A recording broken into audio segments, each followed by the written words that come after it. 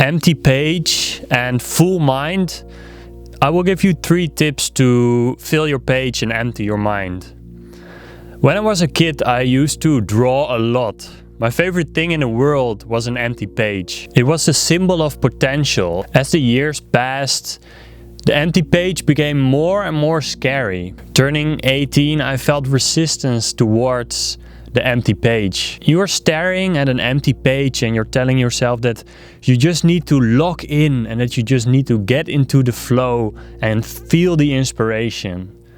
You wonder why some days you feel totally into it and some days you feel totally out of it. It feels as if creativity is something outside of your control and that the gods are just playing with you as their voodoo doll. Your mind is full, but the right information doesn't float to the surface. That's because the information in your mind doesn't have a direction. Think of it as if you are playing with Legos with a friend and you're both sitting around a big box of Legos. You decide to build Legos together, but you didn't decide what to build. So your friend gives you a yellow piece. You look at it and you put it on the floor. He hands you over another piece, a pirate figure. You look at it again, a bit confused, and you place this as well. And another, a dragon, and another, a police car, and another, a roof tile. After 1 hour of building, you feel overwhelmed and you're not proud of what you created. It looks like a mixture of a pirate ship, a castle, and a police station. So this friend of yours is your subconscious. And if you don't give it an intention, it doesn't know what bricks to give to you. All day you are receiving information from the 5 senses in your body, and if you don't give it a blueprint, it will feel like it's just chaos. So you need to give it a direction to put the energy into. This is like one of the most fundamental laws of the universe. If you don't put energy into a system, it will turn into chaos. And this goes for your mind and your drawer of underwear and your writing habit. Everything follows this law. You will lock in when you combine intention and attention. Until then, your friend, the subconscious mind, will just hand over random pieces to you. If you take away one thing about this part of the video, it's this, that you should give a direction to the pieces of information inside of your mind, otherwise it will be chaos. Your subconscious is unbelievably strong and creative. It governs most of your life and it dictates your success. If you feel stuck at a certain level of writing or development, it's because of your subconscious. Because subconsciously you believe that you're not a good writer. You are identifying as someone who can't write or someone who needs inspiration in order to start writing. What you can do is limited by who you think you are. Specifically, tell your mind that you need to write a page about the history of psychology or whatever is important to you. And once you set this intention to write, you are not done yet, because there will be resistance when you see the empty page. If you get to this empty page at all, because your mind will avoid doing the work. You will think that you need to reread the framework that you're using to write. You think you will need to know exactly what this historical person said that you are writing about. And you always think you need to know just a little bit more before you can start writing. The truth is that, as I said before, your subconscious knows a lot and you don't need to know more in order to start writing. This box of Legos that you are building with is almost infinite. It contains a lot, but you will only be able to access these deeper layers of the Lego bricks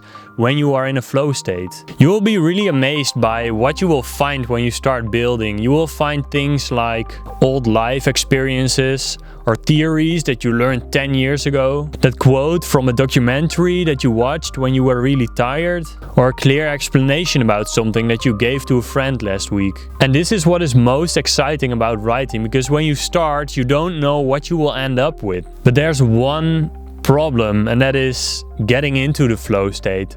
So if you take away one thing from this part of the video, it is this.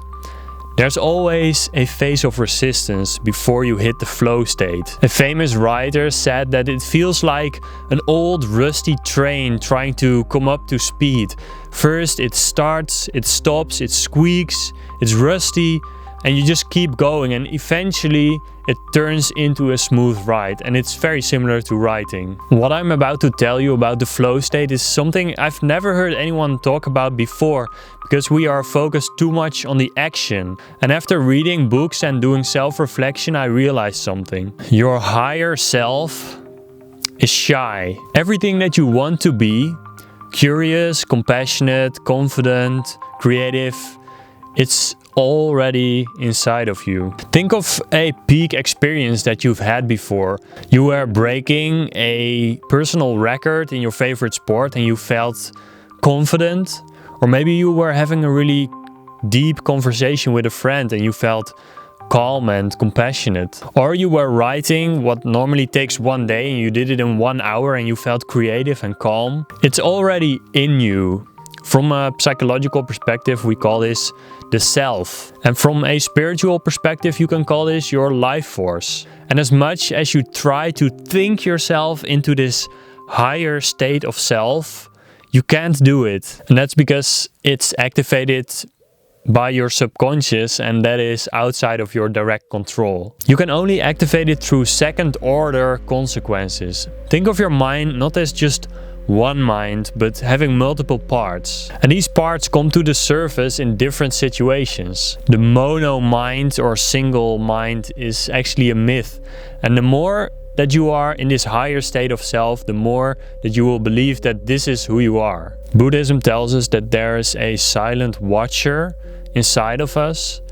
And if it sees you binge YouTube videos and procrastinate on your writing, it will just assume that this is who you are. And if it sees you write clear and creative stories, then it assumes that this is who you are. All these parts inside of your personality are like political party leaders, and every action you take is a vote for that political party leader or for the person that you are becoming. Do you vote for the person who feels incapable and unconfident and low energy? Or do you vote for the higher state of self, the creative, calm, compassionate and curious part? Spend more time in that state. That's how you vote and that's how you grow. I know that this is easier said than done, and if you want to dive deeper into this, you can book a free introduction call with me.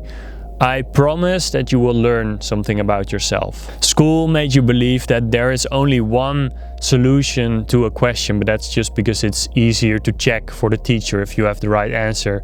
But the reality is that there are many ways to access this higher state of self, but for the sake of information overload, I'm just going to mention one. If you are curious about different ways of accessing this higher state of self, join the free community in the description. The absolute number one way of being in this higher state of self, and people don't want to hear this, but it is to do the work.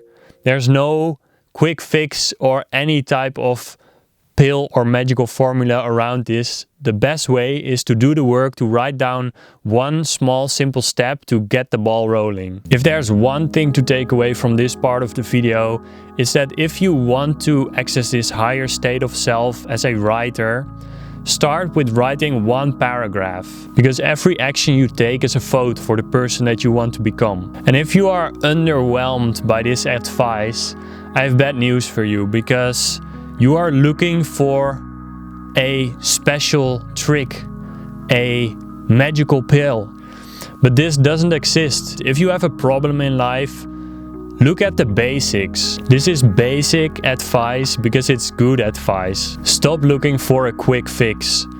I feel you. It's easy to have selective hearing and look for easy advice because people only hear what they want to hear, but that keeps them stuck. This is called cruel optimism. People provide a new, flashy answer to your problems, but it sounds good, it just doesn't work. Once the shy higher self is up to speed, it will have a snowball effect. You will have shown to yourself that you are capable of writing and it will feel less and less shy. So in short, what to do when your mind is full and your page is empty? Give direction to the information inside of your mind.